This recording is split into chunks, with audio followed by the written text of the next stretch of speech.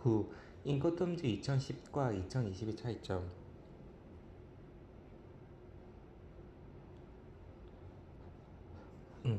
1. 본선 적재 보기가 있는 선화증권과 인코텀즈 FCA 규칙. FCA 규칙에서도 운송인이 매도인에게 선적식 선화증권의 제시를 요구할 수 있고, 음,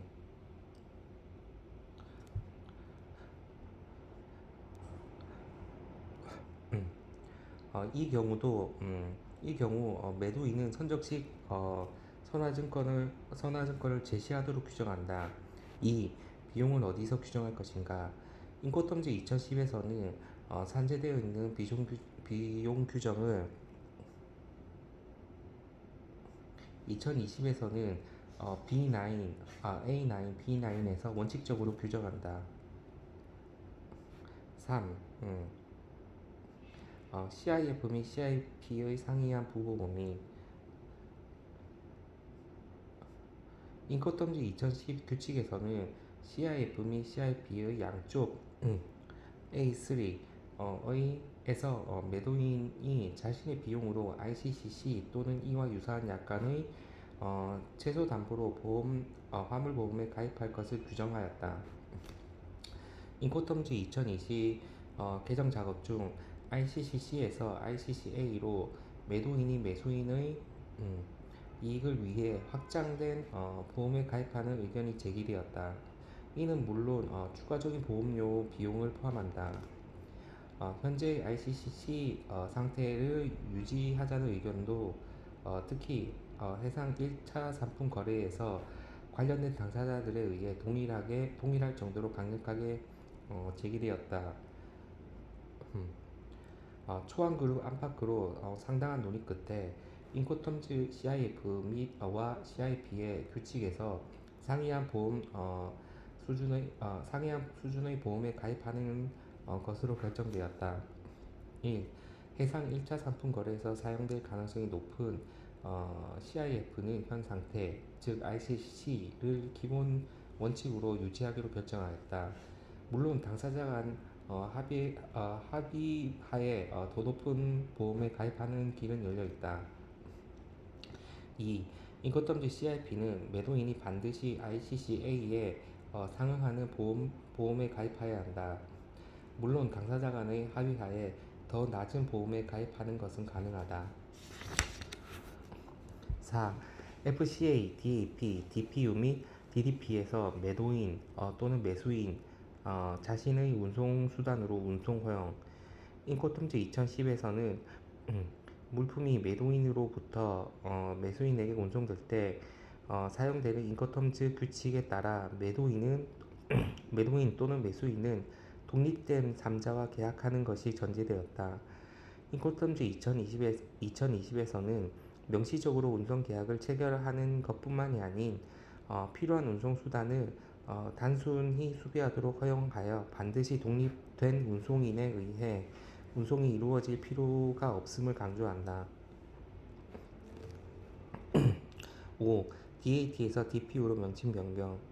인코텀즈 2010에서 DAT와 DAP의 유일한 차이는 DAT는 매도인이 터미널 도착 운송 수단에서 양을 한 채 인도하는 것이고 DAP는 도착 운송 수단에서 양화 준비를 한 채 매수인이 처분하에 둔 때 이루어진다는 것이다. ICC는 DAT 및 DAP를 변경하기로 결정하였다. 첫째, 두 개의 인커텀즈 규칙의 순서를 변경하였고 DAP는 양화를 하기 전에 인도가 이루어진다. 현재는 DAT 앞에 위치한다. 둘째, DAT의 명칭이 DPU, Delivery at Place Unloaded로 변경되었고 목적지는 터미널뿐만이 아닌 모든 장소가 음, 모든 장소가 되는 현실을 강조한다. 그러나 해당 장소가 터미널이 아니면 매도인은 인도를 의도하는 장소가 양화가 가능한 장소일 일 것을 반드시 확인해야 한다.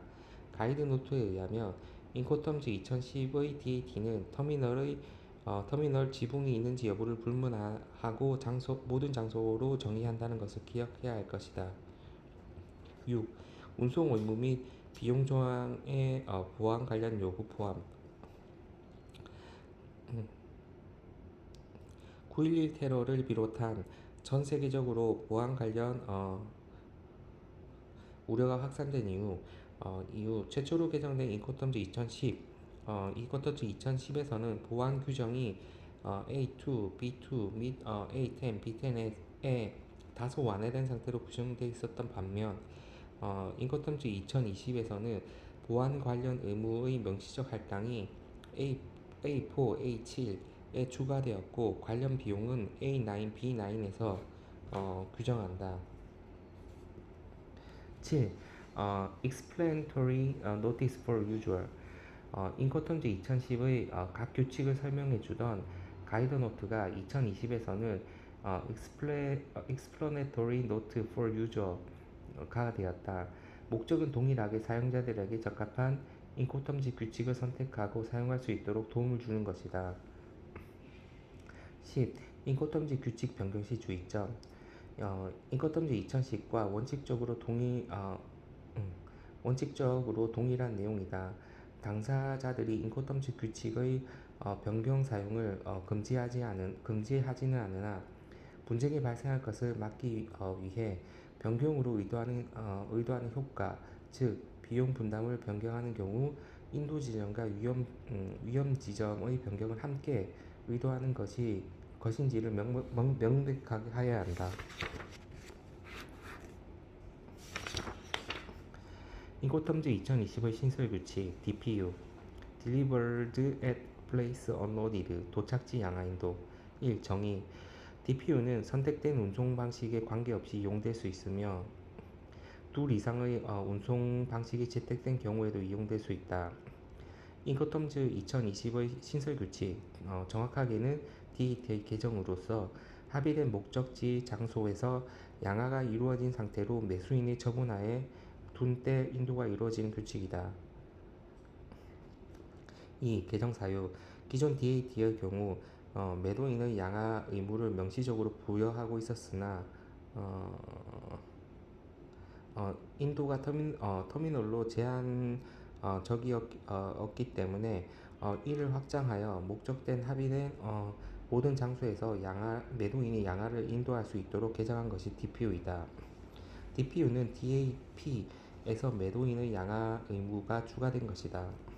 실제 인코텀즈 2010에서 신설되어 빈번하게 사용되었던 DAP의 경우 매도인은 양화 준비만 한 상태로 인도를 할 수 있다는 원칙과는 달리 매도인이 양화까지 완료한 후 심지어 계약상 달리 합의되지 않는 한 운송 계약에 포함된 양화 비용은 매수인에게 청구할 수 없다는 규정에 의해 매도인의 부담으로 양화를 하는 변형된 DAP를 사용하고는 하였다. 이는 양화 과정에서 발생하는 비용뿐만이 아닌 위험에 대한 책임 소재 역시 분쟁의 요인이 되고는 하였다. 이러한 이유로 DPU는 기존 DAP를 언로디드 형태로 변형하여 사용하였던 당사자들이 적합하게 사용할 것으로 예상된다. 다만 양화 시설이 완비되어 있는 터미널과는 달리 DPU는 합의된 장소에서 양화를 하여야 하기 때문에 매도인은 양화 설비를 가지고 있지 아니하거나 보안적인 이유로 양화를 할 수 없는 경우 문제가 될 수 있다. 따라서 매수인이 직접 양화를 의도하는 경우에는 기존의 DAP 또는 DDP를 사용할 것이 권고된다. 3. 인도의 위험 원칙 DPU 도착지 양화 인도는 매도인이 다음과 같이 매수인에게 물품을 인도하고 위험을 이전하는 것을 말한다. 물품이 지정된 목적지 장소 또는 합의된 장소 내의 지점, 합의된 장소가 있는 경우 에서 도착 운송수단으로부터 양화된 상태로 매수인이 처분하여 둔 때 매도인은 지정 장소까지 물품을 운송하고 양화하는 데 수반되는 모든 위험을 부담한다. 그렇기 때문에 이 규칙에서 인도는 목적지 도착과 동일한 의미이다. 2. 매도인의 양화 의무. DPU는 매도인이 목적지에서 양화를 하여야 하는 유일한 규칙이다.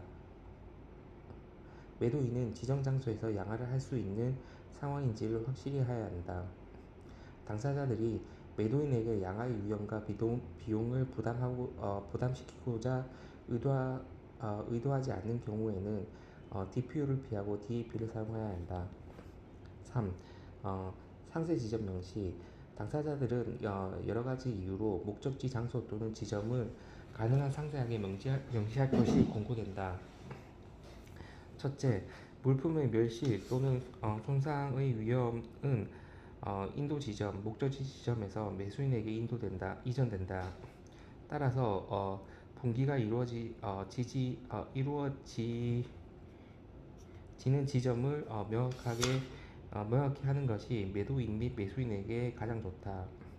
둘째, 인도 목적지 장소 또는 지점까지 매도인이 비용을 부담하면서 그 장소 또는 지점 이후부터 매수인이 비용을 부담한다.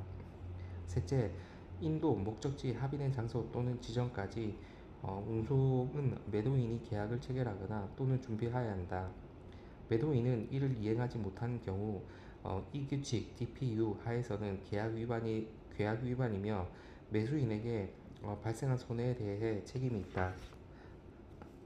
예를 들면 매도인은 운송 중에 발생한 추가 요금을 운송인이 매수인에게 부과하여 발생하는 추가 비용에 대해 책임이 있다. 4. 조달의 의무 포함. 조달은 일반적으로 1차 상품 거래에서 수차례 거래가 연속적으로 이루어지는 연속 거래에 대응하기 위함이다. 4. 수출 입통관 1. 원칙.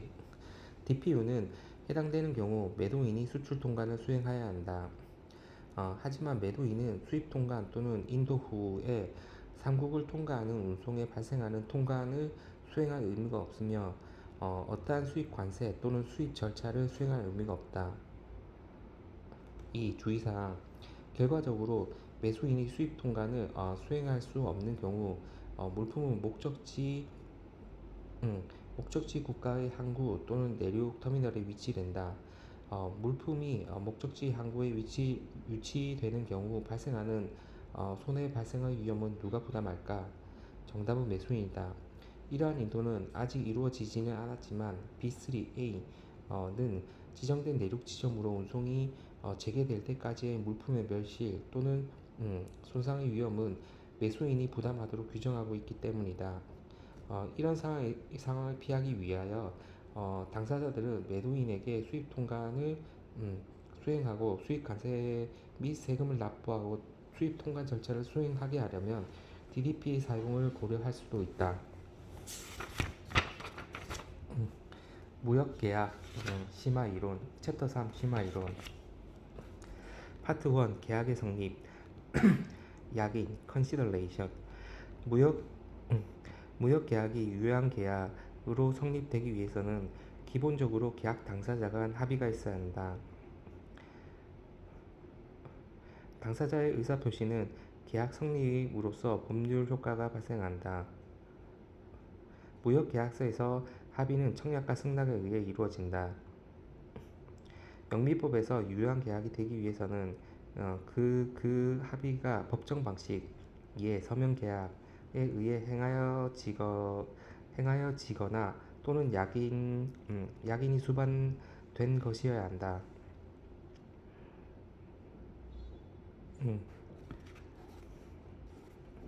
대표적 법정 방식에 해당하는 날인 계약은 요식성을 계약 성립의 근거로 두고 있는 반면 구두 합의와 같은 단순 계약은 당사자 간의 합의에 추가하여 약인 함께 제공되어야 계약 성립이 인정된다. 1. 정의 약인은 약속과 교환하여 약속자가 받는 권리, 이익, 이윤, 편의 또는 수역자가 부담해야 하는 부작위, 불이익, 손실, 의무, 등의 약속으로 정의할 수 있다. 예를 들어 물품 매매 계약에서 물품 인도에 대한 대금 지급이나 그 약속과 같은 계약상 약속의 대가로 적용하는 행위, 즉 약인은 대가의 상호 교환을 말한다. 약인의 가장 대표적인 형태는 매도인이 물품 인도 약속에 대해 매수인이 대금을 지급하는 것이다. 약인이 없는 경우 이를 무상 증여로 보아 일반 계약 위반 시에도 법적 효력이 발생하지 않을 수가 있다. 2. 약인의 요건. 약인은 다음과 같은 요건을 충족하여야 한다. 1. 실체적인 약인. 약속과 동등한 가치를 지닐 필요는 없으나 법률상으로 보아 가치가 있는 것, 즉 실체적인 것이어야 한다. 2. 현재 또는 장래의 약인. 계약 성립 시 계약 성립 시를 기준으로 하여 볼 때 현재의 자기 또는 부작이든 장래의 자기 또는 부작이든 약속이든 상관이 없으나 과거의 약인은 인정되지 않는다. 과거의 자기 또는 부작이는 약인과 교환된 것이라고 볼 수 없기 때문이다. 3. 적합한 약인. 약인은 적법한 약인. 약인은 적법한 것이어야 한다. 따라서 불법적인 약인에 의해서 이루어지는 약속은 모두 무효이다. 4. 수약자가 제공한 약인. 약인은 반드시 약속의 상대방, 즉 수약자가 제공하는 것이어야 한다. 따라서 약인을 제공한 자만이 그 계약에 의해서 소송을 제기할 수 있다. 3. 약인의 한계. 약인은 영미법의 원칙에 해당하지만 정확하게 청약을 취소 불능하게 만드는 구속력의 문제인지 구두 청약에 대해 서명과 동등한 효력을 부여하는 유효 요건인지 계약의 성립 요건인지 아니면 성립된 계약의 구속력에 관련된 것인지에 대한 논란이 있다. 현재 약인은 역사적 전통적인 의미로 간주하여 점차 요건이 완화되고 있다. CISG와의 관계. 1. 원칙, 불인정. CISG에서는 구두 청약, 승약에 의해 계약이 성립되기 때문에 약인이 필요하지 않으며 청약의 취소 및 계약의 변경에도 약인이 필요하지 않음을 본문 조항을 통해 알 수 있다. 2. 16조 청약의 취소 가능성. 예를 들면 CISG 16조에 취소 가능 청약의 경우 계약 체결 전까지 자유롭게 취소 가능함을 인정한다. 이는 영미법에서 약인이나 날인 증서에 의한 계약은 취소가 불가능한데 CISG는 이러한 약인의 존재를 인정하지 아니한다는 것을 알 수 있는 조항이다. 제29조의 계약의 변경. 또한 계약을 변경 또는 종료하기 위해 영미법계에서는 약인을 요구하는 한편 CISG 29조에서는 계약이 당사자 간 합의만으로 변경하거나 종료할 수 있다고 규정하여 약인이 필요 없음을 인정한다. 2. 서식전쟁. Battle of Form. 1. 정의. 무역거래에서는 매도인과 매수인이 각자 표준화된 자신의 서식을 이용하여 소통한다. 일반적으로 매수인은 구매 주문서를 송부하는 것으로 거래를 시작하고 매도인은 매도 확인서 또는 견적 송장을 송부하여 거래를 시작한다. 매도인과 매수인의 표준 서식 모두 물품 명세, 수량, 가격, 인도 조건 등 일반적인 내용과 함께 당사자 사이에 합의되지 아니한 추가적인 조건을 포함하고 있다.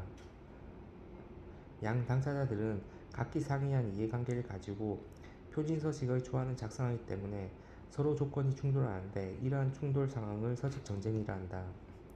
서식전쟁은 대량 생산과 대량 거래에 따른 효율성을 제고하기 위하여 기업들이 반복되는 거래의 협상을 위하여 표준화시켜 놓은 양식을 주고받는 경우 서로 자기 양식을 계약 내용으로 하려는 다툼에서 비롯된다. 서식 전쟁과 관련하여 분쟁이 발생할 때마다 나타나는 문제는 1. 표준화된 서식에 따른 계약 조건이 충돌하는 경우 계약이 성립하는가. 2. 만약 성립한다면 계약의 조건은 무엇인가 또는 매도인과 매수인 중 어느 당사자의 계약 조건이 우선하는가 하는 문제이다. 2. 일반 해결의 원칙. 전 세계적으로 서식 전쟁 사건에서 발생되는 법적 문제들의 해결 방법은 대표적으로 경상의 원칙에 이은 최후 서식 송보의 원칙과 충돌 제거 이론으로 분류될 수 있다. 경상의 원칙, 최후 서식 송보의 원칙, 충돌 제거 이론. 음, 경상의 원칙 수정, 최후의 서식 송부 원칙, CISG가 절충. 1. 경상의 원칙, 미러 이미지 룰. 영미법상 승낙은 청약의 내용과 완전히 일치하여야 하는 경상의 원칙을 채택하고 있다. 경상의 원칙은 당사자 간의 계약서의 내용이 거울로 비친 것과 같이 동일해야 한다는 것을 완전 일치의 원칙으로 표현하기도 한다. 승낙의 내용이 조금이라도 청약의 내용과 상이할 경우 새로운 청약, 반대 청약이 되어 계약의 성립을 인정하지 않는다. 2. 최후 서식 송보의 원칙 라스트 샷 룰. 1. 경상의 원칙 적용 문제. 전통적으로 중시되었던 경상의 원칙에 의하면 법적으로는 계약이 성립되지 않았음에도 불구하고 당사자들은 일상적으로 거래를 완료한 상태일 경우 많다. 매도인은 물품을 인도하고 매수인은 대금을 지급하는데, 이 경우 당사자들은 주로 거래 조건에 대해 합의가 된 것이기 때문에 문제가 발생할 것이라고 예상하지 못하기 때문이다. 물품에 대하여 분쟁이 발생한 경우 계약은 성립한 것인가, 또는 계약 조건은 무엇이었는가 라는 점에서 문제가 발생한다. 2. 경상의 원칙 문제 해결. 당사자들의 표준 서식 충돌을 둘러싼 서식 정쟁 하에서 영국은 상대방의 서식에 대해 물품 인도 또는 대금 지급 행위를 승낙으로 간주하는 원칙을 채택하였다. 이를 최후 서식 송부 원칙 또는 최후 발포 이론이라 한다. 3. 최후 서식 송부 원칙 적용 문제. 최후 서식 송부 원칙은 분쟁이 발생한 경우 최후에 발송한 자의 서류를 유효한 청약으로 간주하고, 이에 대한 상대방의 이행행위를 승낙으로 간주하여 분쟁 발생 시 최후 발송한 서류의 조건을 계약 조건으로 본다. 그러나 이러한 원칙은 가장 마지막 서식에 대해 그 내용을 인지하지 못한 상태에서 물품의 인도 또는 대금 지급 행위가 승낙이 된다면 행위를 한 일방이 불공정하게 피해를 받을 문제가 발생한다. 4. 사용의 제한. 최후 서식 송부의 원칙은 영국을 제외한 국가에서 채용을 하지 않거나 또는 제한하고 있다. 그럼에도 여전히 동원칙이 영국 법 하에서 서식 전쟁의 문제를 해결하기 위해 지배적으로 사용되고 있는 원칙이다. 3. 충돌 제거 이론 낙아웃 룰. 많은 나라들이 서식 전쟁의 문제를 통상 표준 서식의 충돌을 둘러싼 사건들을 다루기 위해 고안된 낙아웃 룰, 충돌 제거 이론 또는 충돌 배제의 원칙의 적용을 통하여 해결하고 있다.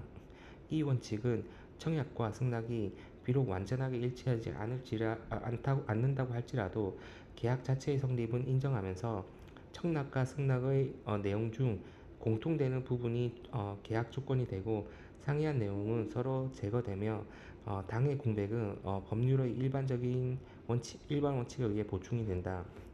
이와 같은 공통된 부분을 제외한 나머지 부분을 서로 파괴하며 사라지게 된다는 측면에서 충돌 제거 이론이라 부른다. 3. CISG의 입장. CISG에서는 서식 전쟁에 대하여 별도의 규정을 두고 있지는 않다. 하지만 19조 변경된 승낙에 대한 규정이 서식 전쟁과 관련하여 중요한 의미를 가지고 있다. 1. 경서의 원칙. CISG 제19조 1항은 승낙을 의도하고 있거나 부가, 제한, 그 밖의 변경을 포함하는 청약에 대한 응답은 원청약에 대한 거절이며, 거절이면서 또한 새로운 청약, 반대 청약이 된다 라고 규정하면서 청약과 내용적으로 일치하지 않은 승낙은 원칙적으로 청약의 거절이자 동시에 새로운 청약으로 볼 뿐이다. 본 조항은 청약과 승낙이라는 영미법의 개념을 활용하여 사실상 미러 이미지 룰을 원칙으로 한다. 2. 경상 원칙의 완화. CISG 제19조 2항은 승낙을 의도하고 있고 청약 조건을 실질적으로 변경하지 아니하는 부가 조건 또는 상이한 조건을 포함하는 청약에 대한 응답은 승낙이 된다. 다만 청약자가 부당한 지체 없이 그 상위의 구두로 이의를 제기하거나 그러한 취지의 통지를 발송하는 경우에는 그러하지 아니하다고 규정하여 불일치한 내용이 청약 조건을 실질적으로 변경하지 않는다면 변경된 승낙을 승낙으로 인정하여 계약의 성립을 인정한다. 3. 당사자의 보호. 다만 청약자가 지체 없이 그 불일치에 대해 이의를 제기한 경우에는 변경된 승낙은 승낙으로 인정받지 못해서 계약은 성립되지 않는다. CISG는 경상의 원칙의 경지성을 완화하여 가능한 법원의 개입을 줄이고 계약의 성립을 인정하고자 한다. 4. 최후 서식 송부 원칙의 채용. 변경된 승낙이 인정되는 CISG 19조 2항은 청약자가 이의를 제기하지 아니하는 경우에는 승낙에 포함된 변경이 가하여진 청약 조건이 계약 조건이 된다 라고 규정하고 있다. 피청약자의 승낙 내용이 계약 조건이 된다. 논란의 여지는 있지만 CISG는 가장 마지막에 서식을 보낸 피청약자의 서식이 우선한다고 보아 최후 서식 송부 원칙을 따르고 있음을 추정할 수 있다. 4. 서식 전제에 대한 대비책. 1. 서명 계약서의 작성. 서식 전쟁에 대비하기 위해서 정식 계약서를 작성하여 매도인과 매수인 양측이 서명을 한 후 한 통씩 보관하는 것이 최선의 방법이다. 계약의 내용 확인이나 이행상의 분쟁 예방, 증거 가치의 보존을 위해서도 문서에 의한 합의, 즉 매매 계약서를 작성하는 것이 중요한 문제이다. 서면서를 결합한 매매 계약의 경우 법적으로 계약으로서의 이행을 강제할 수 없는 경우가 많기 때문이다. 2. 완전 합의 조항을 활용. 계약서를 작성하는 경우에도 계약서에 없는 구두 합의나 잠정 합의 등을 당사자 일방이 사후에 주장할 수 있기 때문에 완전 합의 조항의 삽입이 권고된다. 3. 유니드로잇 원칙. UN 협력기구 유니드로잇 International Institute for the Unification of Private Law 사법통일국제위원회 에는 국제상사계약에 관한 유니드로잇 원칙 The United Principle of International Commercial Contracts를 1994년 제정된 후 몇 차례 개정되었다. 유니드로잇 원칙은 구속력이 있는 협약이 아니라 국제상사 계약에 적용될 수 있는 일반적인 원칙으로 모델법적 기능을 하고 있다. 1. 적용 범위 확장. 유니드로잇 원칙은 국제상사계약법의 원칙을 제정한 것이다. 따라서 국제무역에 있어 매매 계약뿐만 아니라 결제, 운송, 보험, 중재 등 폭넓게 적용될 수 있다. 2. 적용의 제외. 유니로잇 원칙은 국제상사계약에 적용된다. 따라서 국제거래를 판단함에 있어 영업소를 기준으로 하는 CISG보다 적용 범위가 넓으며 음, 음, 상사 거래에만 적용되기 때문에 소비자 거래를 배제하는 측면은 CISG와 동일하다고 볼 수 있다. 2. 특징. 1. 간결, 명료, 통일성. 유니티 로이 원칙은 영미법과 대륙법 체계를 조화하였고 특정 법 체계의 고유한 용어의 사용을 배제하였다. 따라서 법조인이 아닌 일반 사람도 쉽게 이해할 수 있는 이해할 수 있게 기술되어 있다. 2. 국제 규칙의 보충. 유니드 로이 원칙은 국제적인 통일법을 해석하거나 보충하는 데 사용될 수 있다고 규정하고 있다.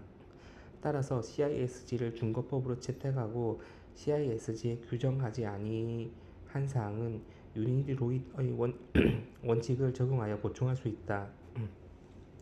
CISG 7조 제2항 이 협약에 의해 규율되는 사항으로 협약에 명시적으로 해결되지 아니한 문제는 이 협약에 기초하고 있는 일반 원칙, 그 원칙이 없는 경우에는 국제사법규칙에 의해 적용되는 법에 따라 해결돼야 한다고 규정하고 있기 때문이다. 3. 모범 답안 모델로서의 기능 유니드 로이 원칙은 계약법이나 특수한 거래에 관한 입법의 모델법적 기능을 할 수 있다.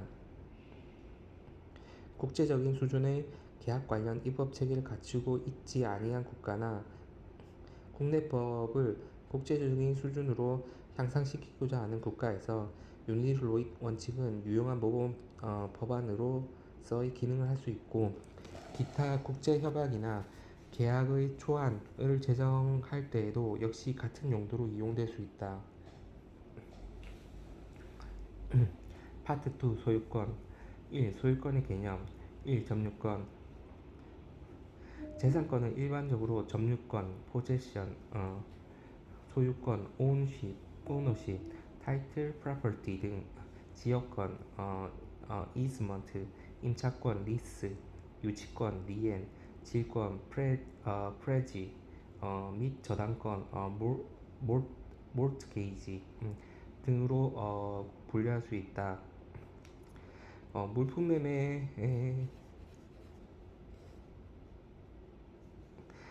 매매 계약에서 중요한 것은 점유권과 소유권인데 그중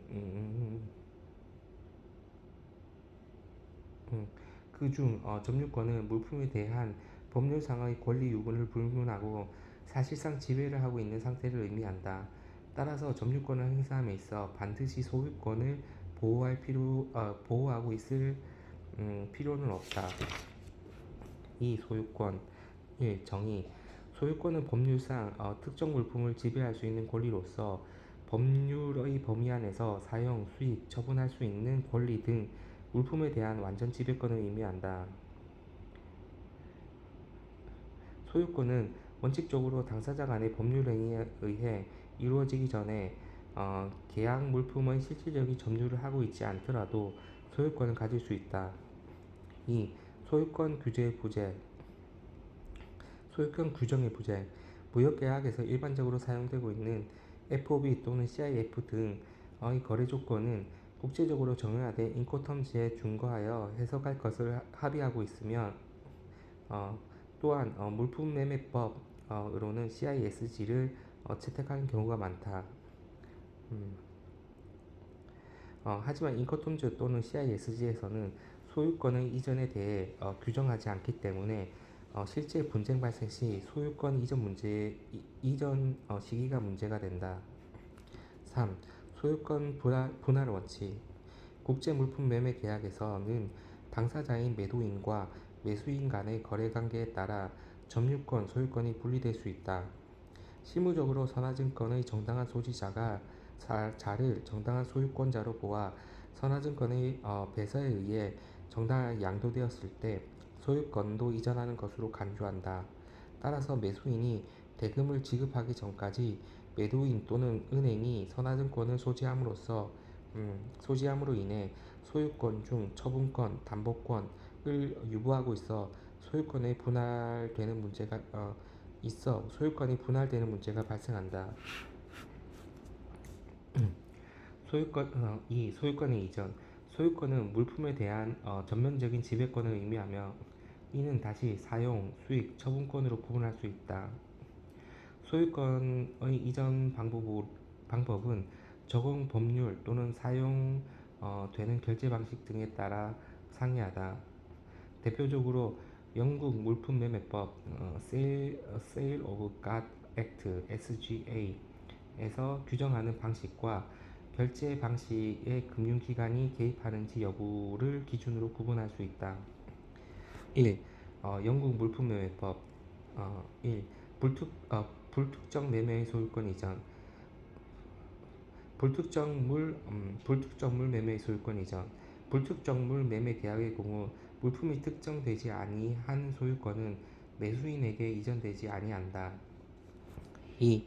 특정물 매매의 소유권 이전 특정물 매매 계약의 경우 계약 당사자가 소유권 이전의 의사표시를 한 때 이루어진다. 별도의 의사표시가 없는 한 다음의 규칙에 따라 당사자의 의사표시가 확정된 때 물품의 소유권이 이전된다. 1. 규칙 1. 무조건부 특정물 매매 계약 인도 가능 상태의 무조건부 특정물 매매 계약의 경우 소유권은 계약 체결 당시 매수인에게 이전하며 지급 시기 및 인도의 시기가 되었는지 여부는 중요하지 않다. 규칙 2. 매도인 일정 행위 조건부 특정물 매매 계약 특정물 매매 계약이 존재하고 매도인이 물품을 인도하기 위한 상태가 되기 위해 일정 행위가 요구되는 소유권은 그 행위가 이루어지고 매수인이 완료의 통지를 받기 전까지 이전되지 아니한다. 규칙 3. 매도인 대금 확정 조건부 특정물 매매 계약 인도 가능 상태의 특정 물매매 계약이 존재하고 매도인이 대금 확정을 위해 중량, 용적, 검사 또는 그 밖의 일정한 행위를 이행하여야 할 의무가 있는 경우 소유권은 그 행위가 이행되고 매수인에게 통지를 받은 시점에 이전된다. 규칙 4. 조건부 인도 계약 물품이 승인 조건부, 재고 잔류 조건부 또는 그 밖의 유사한 조건부의 계약에 의해 매수인에게 인도되는 경우 소유권의 다음에 따라 이전된다. 1. 매수인은 매도인에게 승인, 승낙 또는 거래를 수락하는 그 밖의 행위를 한 때 매수인이 2. 매수인이 매도인에게 승인, 승낙을 하지 않고 거절의 통지도 없이 물품을 유보하고 있는 경우 반품의 기간이 정해져 있다면 해당 기일이 경과한 때 그 기간이 정해져 있지 않다면 합리적인 기간이 경과한 때 규칙 5. 불특정물 매매 계약 1.